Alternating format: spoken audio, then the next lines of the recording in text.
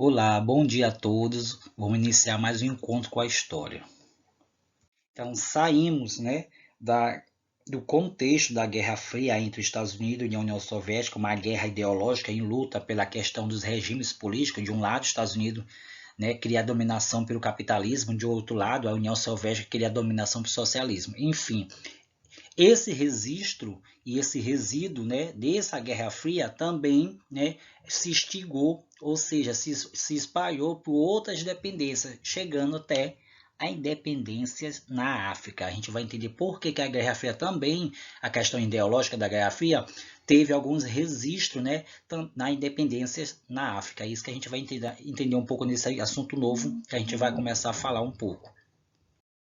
Então, a crise do imperialismo europeu. Aí a gente vai ver um pouco desses pontos que levou, a partir do momento da crise do imperialismo europeu, levou movimentos por independência na África, que levou à crise do imperialismo, europeu. Então, a partir daí, qual foram as condições internas e externas que explica a independência na África? É isso que essas condições a gente vai entender desses pontos de vista bem aí da crise do imperialismo europeu que levou o movimento por independência na África. Então, a dominação, imperialista europeia na África passou a ser sistematicamente questionada a partir das sucessivas crises que atingiram a Europa em 1914 a 1945. Esses conflitos mundiais e grave crise econômica entre guerras revelaram, que não havia mais condições políticas para a manutenção de colônias além do mar. Questionamento sobre a dominação imperialista europeia a partir da crise econômica no cotidiano das duas guerras mundiais e também da luta contra o nazifascismo, gerando, essa crise, e esses conflitos mundiais. Além da dificuldade em preservar o sistema de dominação colonial, os europeus, em 1945, haviam acabado de lutar contra a ditadura em seus próprios continentes, fato que tornava incoerente a preservação de colônias na África e na Ásia. Por outro lado, parte da população africana já se organizava para conquistar sua independência. Com isso, a recomendação da ONU a partir de 1945 para que as metrópoles europeias emancipassem suas colônias. Também com a Organização das Nações Unidas, a ONU, criada em 1945, reforçou a defesa da igualdade entre os países. A Carta das Nações Unidas, assinada por todos os países, membros e entidades, que determinava que as metrópoles europeias consultasse os habitantes dos territórios dominados para encontrar a melhor forma que lhe concedesse autonomia política, econômica e social. Mas que a ONU recomendou essa emancipação das colônias africanas por conta das metrópoles europeias, era mas que mesmo com a recomendação da ONU, muitas metrópoles se recusavam a emancipar seus territórios coloniais, situação que serviu para intensificar e radicalizar luta anticolonial. Essa luta anticolonial começou, esses movimentos bem que a gente vai entender, com a constituição de uma elite intelectual africana que desenvolveu ideias contrárias à colonização. Como foram essas ideias? Primeiro, além na conjuntura internacional e disputa ideológica entre o capitalismo e o socialismo, e os interesses da União Soviética e os Estados Unidos em ampliar seus respectivos blocos de países aliados e criando assim um contexto internacional favorável aos movimentos da independência, tão importante quanto os fatores externos foram também as condições internas das colônias africanas, em particular essa constituição da elite, que eu acabei de citar, intelectuais nativa, que desenvolveu bases ideológicas dos movimentos pela independência da África. Aí entram os movimentos que levou à independência, que estavam lutando para essa independência da África. Primeiro movimento, o pan-africanismo, movimento que pregava a solidariedade de negros oprimidos na América, ganhou força na África e a partir do Congresso, o 5º Congresso Pan-Africano em Massachusetts, em 1955, cresceu esse movimento em luta em pró, né, da independência da África. Outro movimento conhecido, negritude. Negritude foi um conceito criado pelos estudantes negros francófonos, né, defendia uma identidade negra africana que estaria sufocada pela cultura dos colonizadores. Eles não queriam mais, estavam sufocados, oprimidos, né, sofridos, e a partir daí esse conceito de negritude cresceu muito entre os estudantes que estavam lutando também a favor da independência. E o último foi o pan-arabianismo, foi um movimento que pregava uma união dos países do mundo árabe contra o colonialismo, né, ocidental. Tudo isso reforçou, né, chamado Movimento por Independência da África. Criado, esse movimento, né, como eu acabei de falar para vocês, foi criado pela constituição de uma elite intelectual africana, né, essa elite intelectual africana nativa que desenvolveu bases ideológicas dos movimentos pela independência da África, ou seja, contra a colonização. Saindo daí, a gente vai entrar nos processos de independência da África. Esses processos, né, que levou à independência da África, a gente vai ter alguns requisitos muito importantes. A maior parte dos países africanos conquistou sua independência na década de 1960. Então, a gente vai ver um pouco sobre como foi realmente esse processo que levou à independência da África. Então, focamos aqui na questão da África Ocidental Francesa. Em 2010, comemorações de vários países africanos lembraram historicamente, né, em 1960, conhecido como o Ano da África. O Ano da África, somente naquele ano, 17 países se tornaram independentes e a maior parte deles situado na África Ocidental Francesa.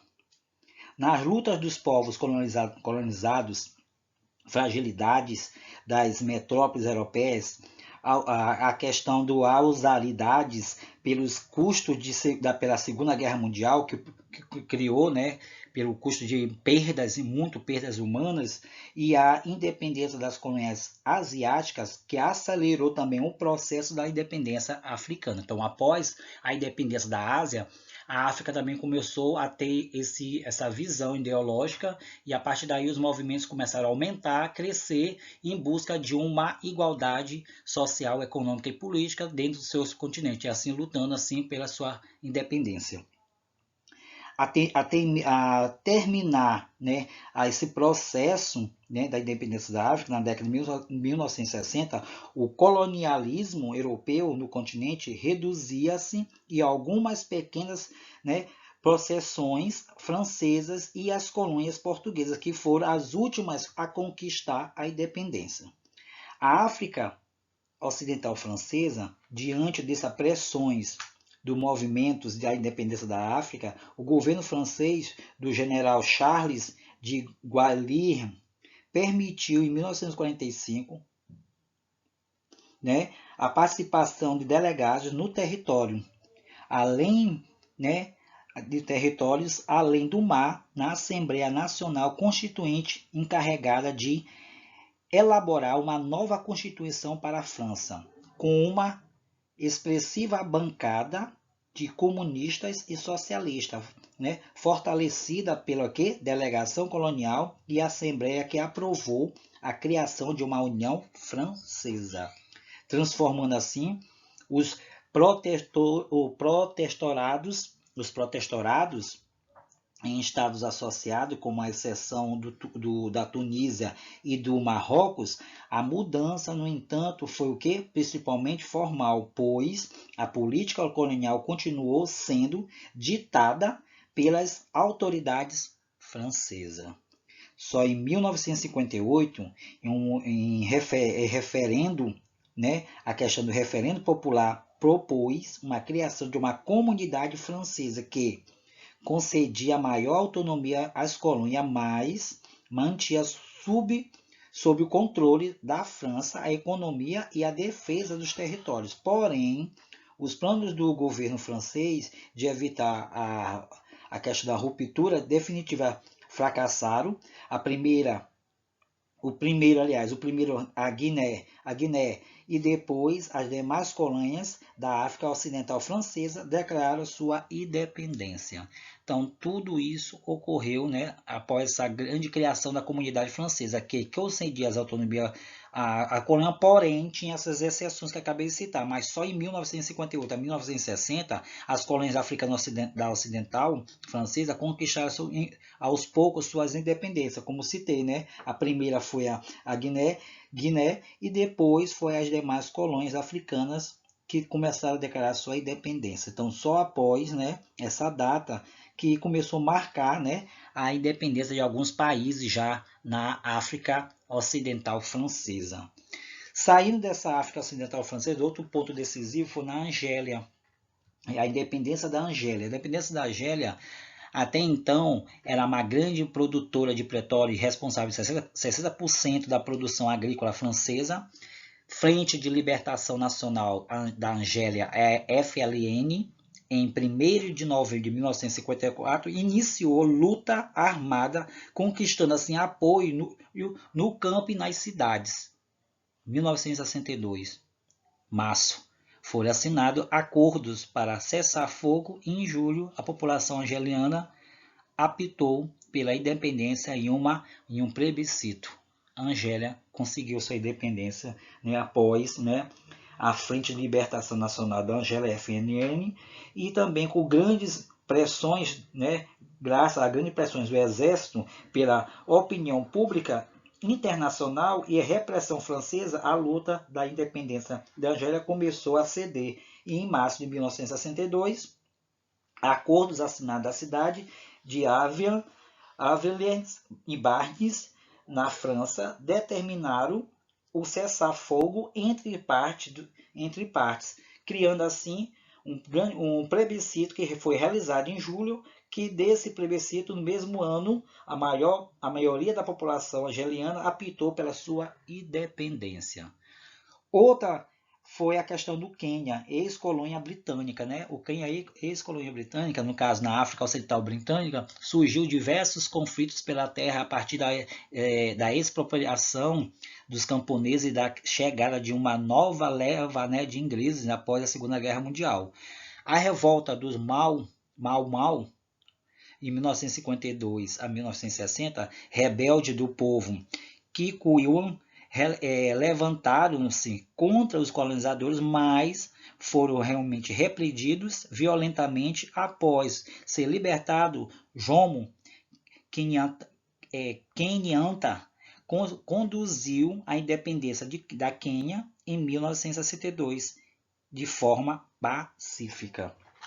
Então, a colonização da ex-colônia britânica, o Quênia, né, foi a colonização britânica do Quênia que correspondeu, né, à região da África Ocidental Britânica, característica que caracterizou pela expropriação, né, dos camponeses e também pela formação de uma elite branca de grandes fazendeiros. Após a Segunda Guerra Mundial, uma nova leva de imigrantes ingleses se instalou no território colonial, intensificando assim os conflitos pela terra e piorando ainda as condições de vida dos camponeses.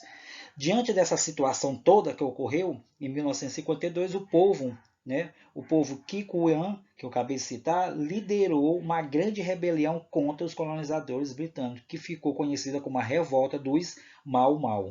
O movimento conseguiu resistir até 1960, quando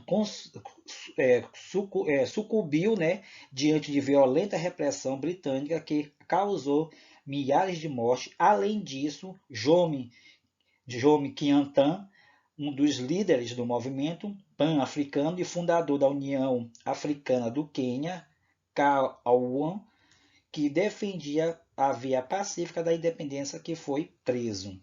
Prisionado pelos principais grupos nacionalistas de Quênia, a coroa britânica acabou libertando Kenyatta sob a direção e o Quênia declarou a independência em 1962, que de forma pacífica, como um programa de conciliação nacional. Então, dessas duas colônias que conseguiram sua independência na África, né, a Argélia, Argélia e a Quênia, né, que é ex-colônia britânica, conseguiram também a sua independência por conta desses movimentos.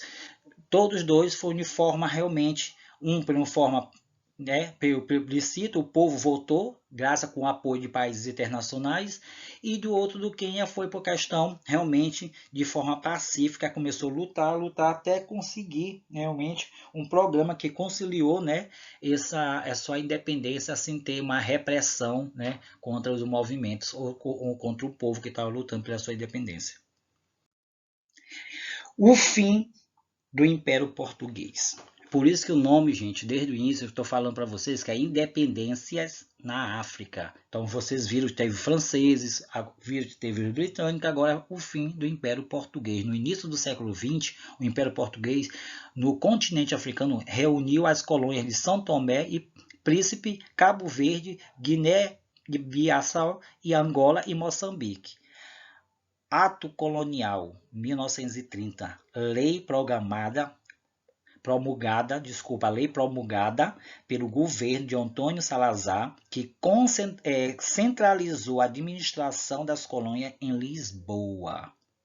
Outro fator importante, como forma de reagir à crise em 1929, o Alto Colonial criou uma hierarquia entre os portugueses e africanos e autorizou o confisco das terras da população local. Graças ao rígido controle estabelecido pelo salazarismo, o Império Português duraria até os anos 1970. Portugal não é mais um país pequeno, né? A partir daí, né, durante centenas de anos, o Brasil, né, e alguns territórios do oeste e do leste africano, do extremo oriente também, fizeram parte do Império Colonial Português, formando, após grandes viagens marítimas do século XV ao século XVI. No início do século XX, o Império Português, no continente africano, reuniu, né, colônias, como acabei de citar para você, São Tomé, Príncipe, Cabo Verde, Guiné-Bissau, Angola e Moçambique. O Brasil foi o principal colônia portuguesa até em sua independência. Depois disso, as intenções de Portugal voltaram-se para suas possessões, né, na África, mais do que entrepostos comerciais e fontes de escravos e territórios portugueses no continente, que passaram a ser vistos como novos, né, fornecedores de riquezas, substituindo assim a colônia americana perdida em 1822, que foi quem, gente? O Brasil, né? A partir daí, na década de 1930, certo? Quando o movimento pan-africano começava a se esboçar nas colônias africanas, Portugal fez o quê? O governo ditatorial de Antônio Oliveira Salazar promulgou um ato colonial. Esse ato colonial, lei que centralizou a administração das colônias na cidade de Lisboa, ampliando assim um controle sobre elas. O ato colonial criou uma hierarquia entre os portugueses e os nativos, que são os africanos que eu acabei de citar para vocês, né? Bem como autorizou o confisco das terras da população local. Essa medida representava o quê? Um esforço do governo português de reagir à crise econômica mundial provocada pela queda da Bolsa de Valores de Nova York, que foi intensificando assim mais exploração de riqueza no seu território colonial. Como vimos, a derrota do fascismo na Segunda Guerra Mundial contribuiu para fortalecer o movimento pela autodeterminação dos povos e os processos de independência na África. No caso de Portugal, com tudo a questão rígida, o controle estabelecido pelo salazismo, sustentaria o império até 1970. Ele só foi sustentado até 1970. Portugal, né, a partir de 1970, ele levou o fim do seu grande império e a independência foi um caso imediato. Então, as independências das colônias portuguesas após 1970, que a gente vimos, né, tivemos realmente alguns esboços que levou, né, a essa crise e levou assim o fim do Império Português, levando à independência das colônias portuguesas.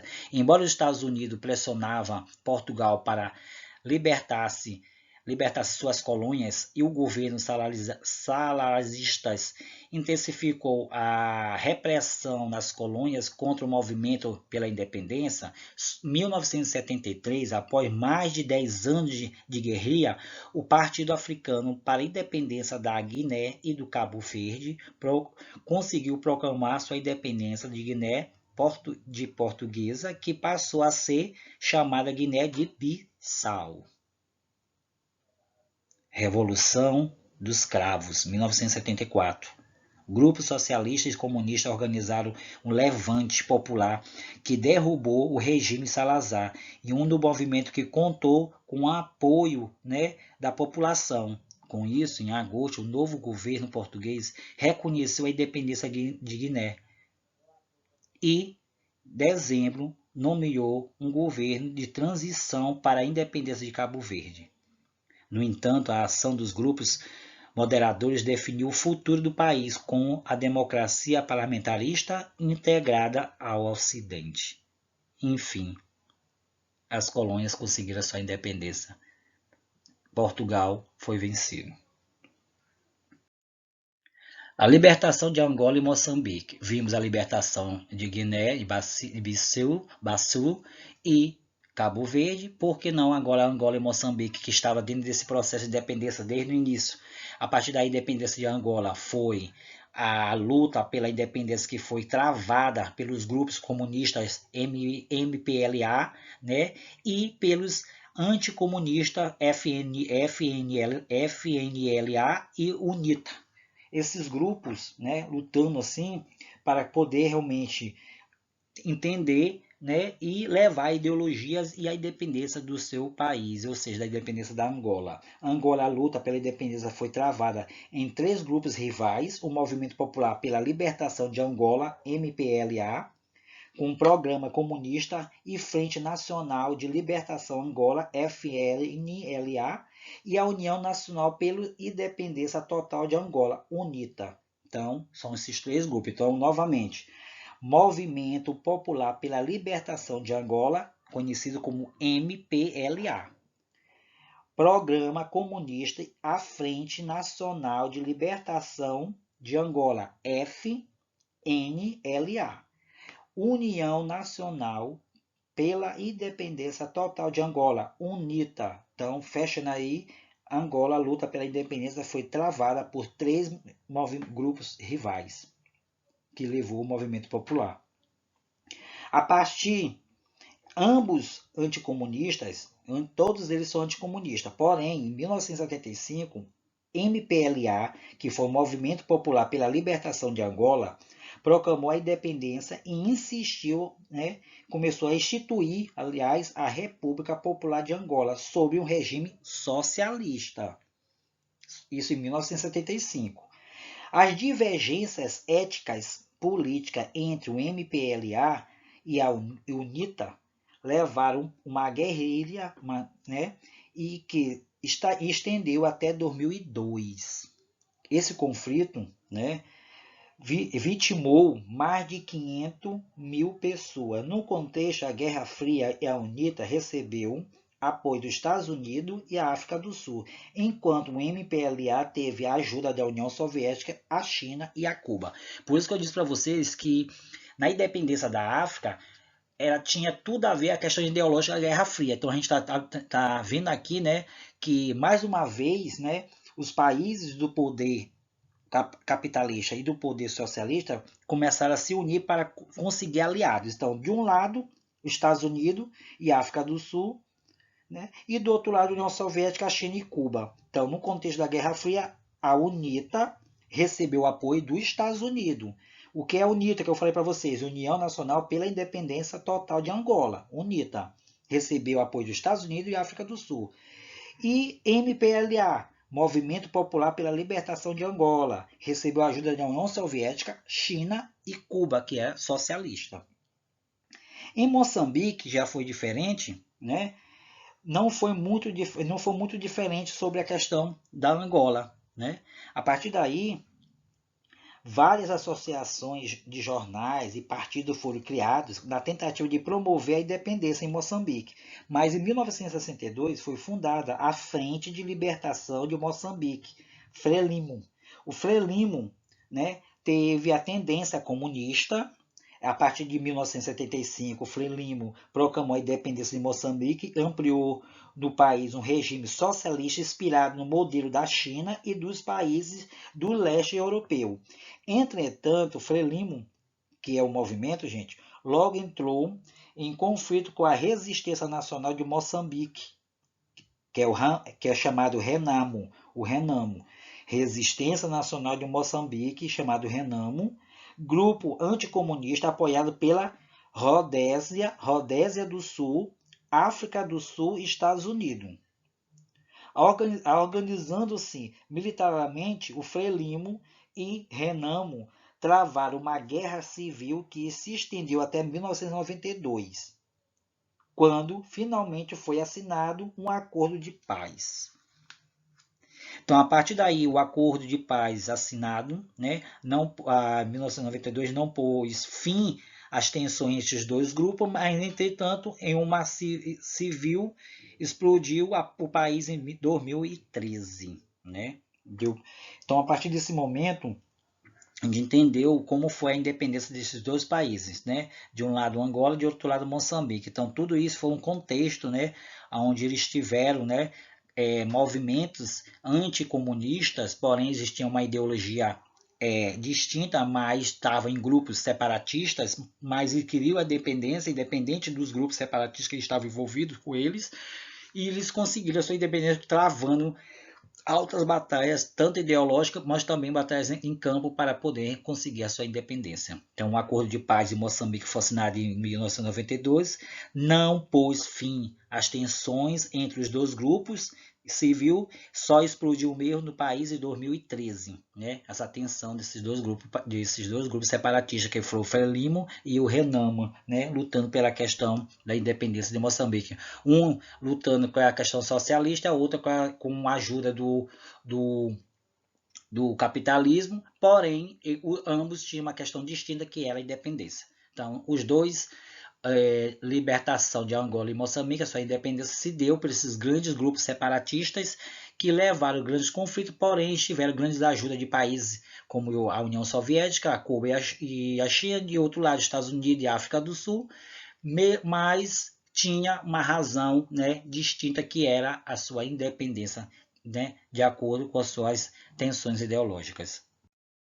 Então, tudo isso ocorreu na independência da África. Então, esse processo da independência da África foi um processo longo, né, que passou por vários países que tinham colônias na África, franceses, né, portugueses, britânicos, né, com envolvimento também dos Estados Unidos, envolvimento com a União Soviética, que tinha questões de poder ideológico, né, de socialismo, e também os Estados Unidos capitalismo, porém os países, né, conseguiram a sua independência, e esse processo, né, foi levado à frente graças, né, como foi citado lá no início, que eles conseguiram essa ideologia desse processo ideológico a partir do momento que a Ásia, né, foi o primeiro continente a conseguir o processo de independência. Aí depois a África, né, com esse registro de várias independências de outros países, e, enfim, né, chegou à independência no processo na África.